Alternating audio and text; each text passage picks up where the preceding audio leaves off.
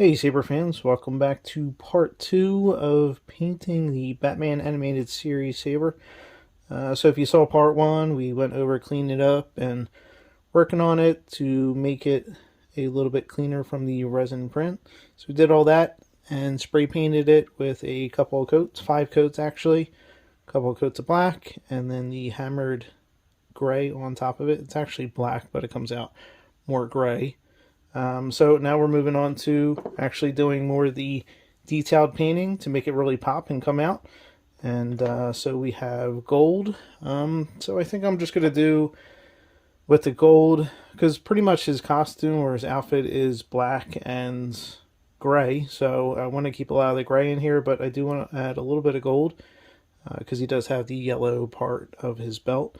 So I think I'm going to paint this gold all around here.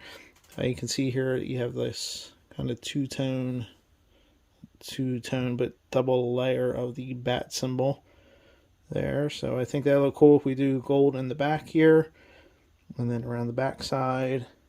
I was thinking about putting some gold in the top, but I think I'm not going to do that. I'm going to leave that mostly as is. I'll just weather it up a little bit more, maybe around the back kind of symbol up here at the top. I definitely want to put a little bit of gold down here in the bottom. You have the bat symbol down here, so we're going to put a little gold in there, as you can see. I think that'll look cool. Maybe up here, put some gold as well, but we'll just do pretty much the weathering after that to make all the highlights come out and to make it a lot cooler and look more metal-esque. So let's jump into it. I got my brushes here. I have to have a couple of different size brushes. Actually, I have a smaller one, which I have to find here. But just got some black paint, some gold, some cleaner, and that's about it for right now. So let's get into painting some of these details.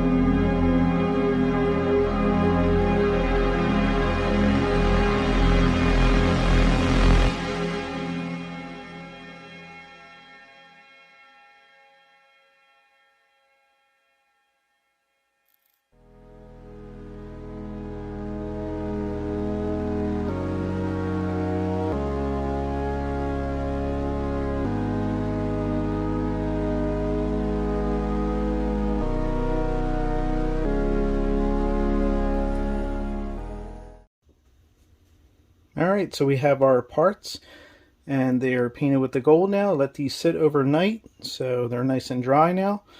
And it came out really good. Love the way this two-tone came out with the bat symbol here. There's awesome gold, and now it's kind of behind it as well. Really came out awesome. Also painted some gold up here to really just kind of bring it together. Wasn't going to put any gold up here in the emitter, but just a little bit to kind of just bring the parts together, and then you have it down in the pommel as well. Just came out great. Added this gold over here as well. So I didn't want to get too crazy with it, but definitely wanted some in there. So now we're going to be stepping into the weathering part. So this is really what makes the saber come together. I love doing weathering. It's actually one of my favorite things to do. So what I recommend too is to use a higher quality paint. So what I have here is golden. This is Mars Black, which I do for my washes. And the reason for that is just I've used the cheaper paints, like the ones you get in the hobby store in the past. And the pigment is so, it's very less than these, so you just don't get as much coverage. And these last honestly forever. You spend a little bit more, but I've had this for quite some time now. And this is obviously probably the one I use the most. And then you have Liquitex too. Great brands. You can't go wrong with either one of those. And you can find these. They're not hard to find. So pick some of those up if you want to get into that. So we got our brushes here. Also, something I recommend is use a higher quality brush. I've used dollar store brushes in the past, and I just went through tons and tons of brushes because I would use it once and throw it away. But these I've used now a ton of times, and it just makes a huge difference because the bristles last. And as long as you keep, these clean and rinse them out, they come back brand new. Like I've used this a ton of times, and you can see the bristles are great. So definitely spend a few extra bucks on brushes. Geez, that's a tongue twister. Spend a couple extra bucks on brushes. There you go. And then we have our water for the wash up here. Some paper towels to wipe off some of the black for the wash. And then, of course, gloves so we don't get all nasties here. So let's jump into doing some of this weathering here. Definitely stick to the end because you're going to want to see what all these other paints I have over here. I got some silver, some gold, some raw sienna, which really then brings it all together, so you don't want to miss that. So let's jump into it.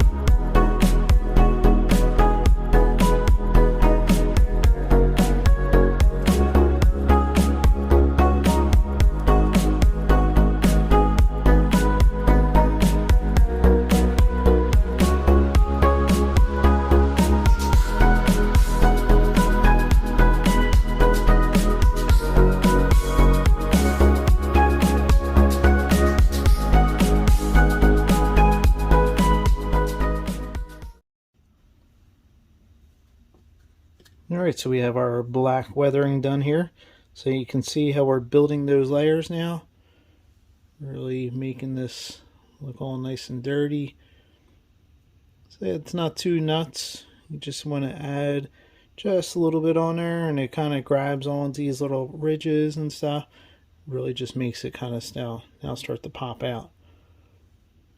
As you can see there, gets into all these little grooves and stuff. Really starts to give it now more of a metallic look to it, a metal feel.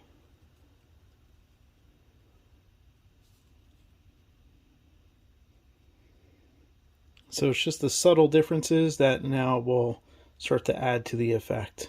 You see, you're not going to go crazy with it. As you can see a little bit in the video, I did 2 layers. I like to lay it really heavy, the black in the first one, and then let it dry a little bit and wipe it off. And then I go back in and add a little bit more in certain areas that I want a little bit darker. This one you can see a little bit more because of the gold. You can just see how now it adds just more of a dimension to the paint. It really just makes it much, much better. Alright, so on to step 2. We have our iridescent rich silver. So now this is going to bring out all these edges and more highlights, even add more of a metallic feel to it. So let's jump into that. That's just going to be dry brushed on. I'm going to be using this brush right here. Mostly going to wipe off the paint, and then we'll just fill in different areas and a couple different techniques. A little bit of dry brushing, a little bit kind of like rubbing it into the certain areas here to highlight where light would reflect off the top, and just gives it a cooler look. So let's jump into that.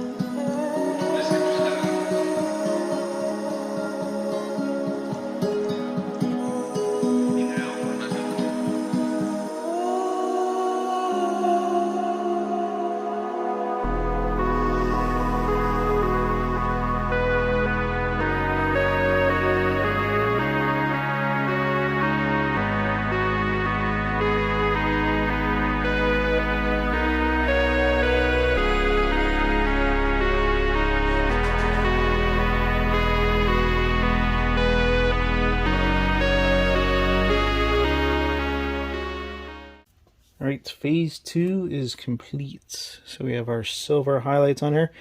Hopefully this comes up on camera there.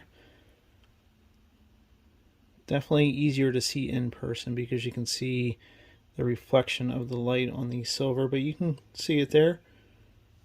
It really gives this now more weathered look. Like I said, it's just building layers upon layers, and that's what makes it really appear differently. More metallic. Really came out good. A little bit of dry brushing, as you can see, on the edges here, and then I'll do like swirls to kind of bring in more of a different brush stroke on to give it more of a metal look, as you would see in like a brushed metal. Then highlighting different areas, like down here, I wanted this a little bit brighter, so I highlighted that a little bit more. And you can see now all these edges really show up now. All these small differences make huge impacts when you're looking at it. Alright, so now on to step 3 is we're going to add just a little bit of iridescent bright gold in here. These are just small highlights now. We're stepping it down into smaller bits and pieces here. You can see all this extra silver is left over, so you really don't need that much, and that's the benefit of using these higher quality paints is you really don't use that much. I just actually put a little bit too much on my plate there, but that's okay because this paint will last for quite a long time. I'm even going to use less of this, so let's jump into putting a little bit of gold on there. We're going to use even a smaller brush now, so we just want small highlights, but it'll definitely make a difference in the end.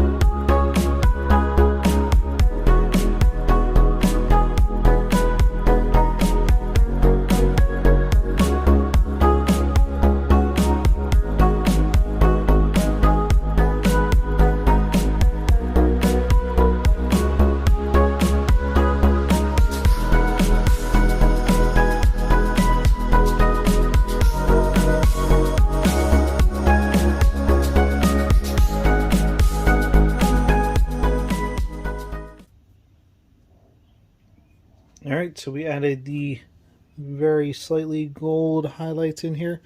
See if we can pick this up on camera. There you go. Just a little bit. Now it adds an extra tone to the metal. So it's just ever so slightly. Adding a gold highlight now. And just the top areas here. As you can see. So you can see how just very little bit I used on this, not much at all, but it does make a dramatic difference, especially when you can see it in person. See all these little tiny highlights? They really just bring it out. Alright, so the last step here is we're going to add a little bit of rust with some raw sienna. We're just going to have that as if water would puddle in certain areas and create rust on metal, so just even a little bit less than even the gold here. And so let's jump into that.